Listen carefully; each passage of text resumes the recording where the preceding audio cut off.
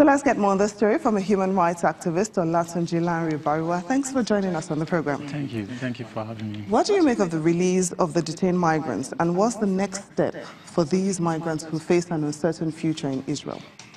I think, importantly, it's victory for the petitioners, victory for the civil society organizations in Israel, and also a partial victory for the migrants and refugees who have been stuck in Israel for a long time now, and they've not been able to get on with their lives. They've not been able to get absorbed into the society, and most of them are being, held up in a detention camp in the Negev region of Israel for a while now. It's victory for them.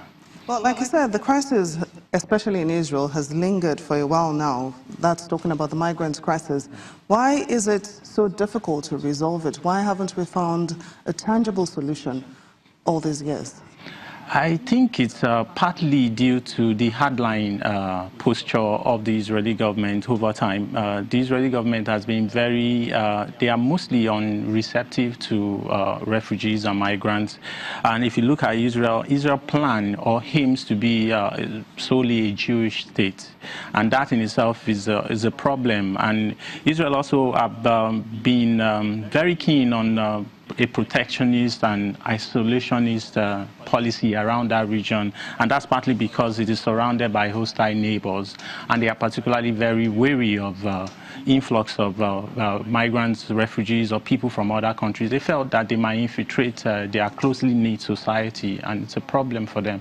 So I think the government is responsible, and the policies of the government is also a major problem why this has lingered for a while. Now, in your own opinion, is Israel strong enough to absorb the asylum seekers instead of deporting them?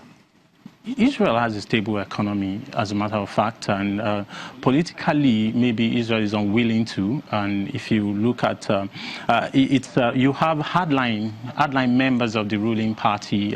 They've persisted and tried to force the government to maintain its hardline posture. They do not want refugees, like I said earlier, and the right-wing element of the ruling party has particularly been very strong. They are on the ascendancy, and so if you are the president or the leader of a country, and then you have the main base of your party is leaning in a particular direction, if you rock the boat, your electoral viability is in jeopardy. That's a problem also for the country. But economically, politically, socially, Israel has to start making moves to absorbing people, and because it does not portray them in positive light to the rest of their neighbors. You talked about Israel being surrounded by hostile neighbors and probably trying to guard against infiltrators in the country.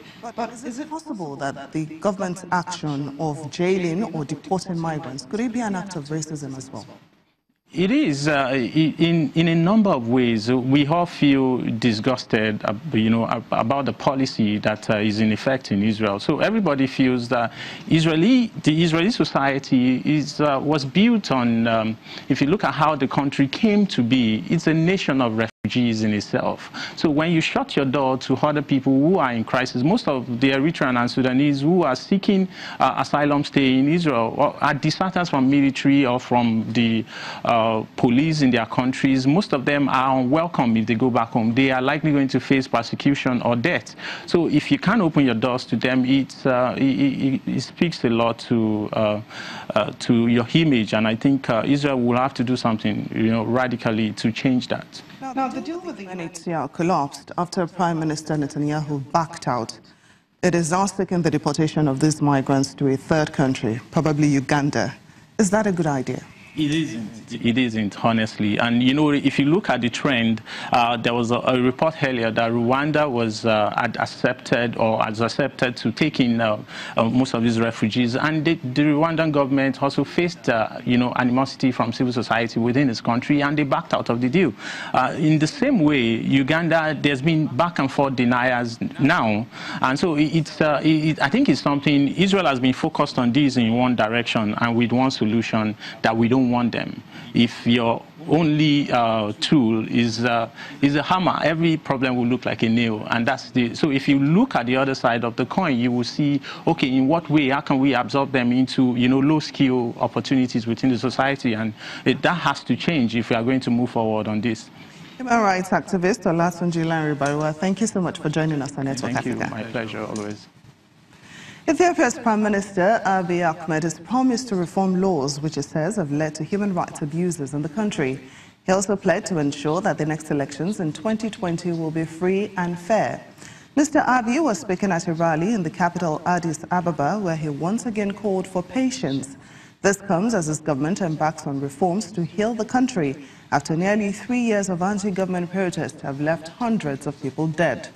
Mr. Abiy has already released dozens of imprisoned journalists and opposition politicians, shut down a notorious prison, and also restored mobile internet in areas where it had been cut off for months.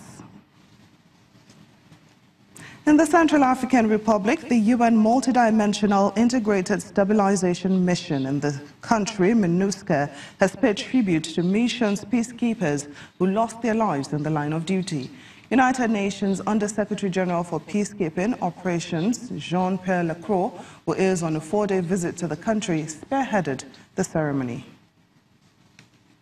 The United Nations Multidimensional Integrated Stabilization Mission in the Central African Republic, MINUSCA, held a memorial ceremony at its headquarters in Bangui in honor of 2 peacekeepers who lost their lives in recent attacks in the country.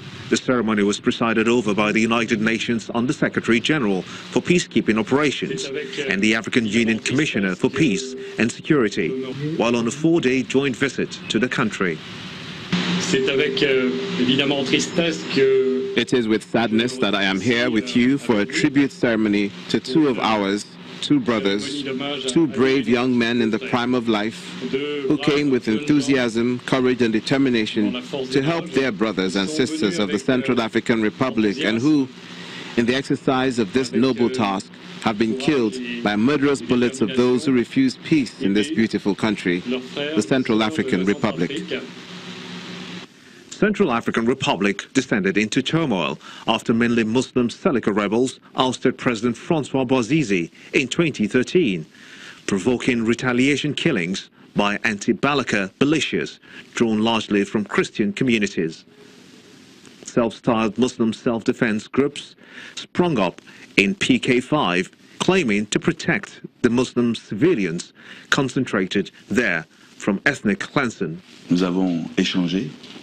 We talked about the role of MINUSCA and the support it has provided for the Central African Republic. And as you know, we've not failed to mention the issue of District PK5, which today for us is not a question of religion, it's a question of policing and security. Aujourd'hui, pour nous,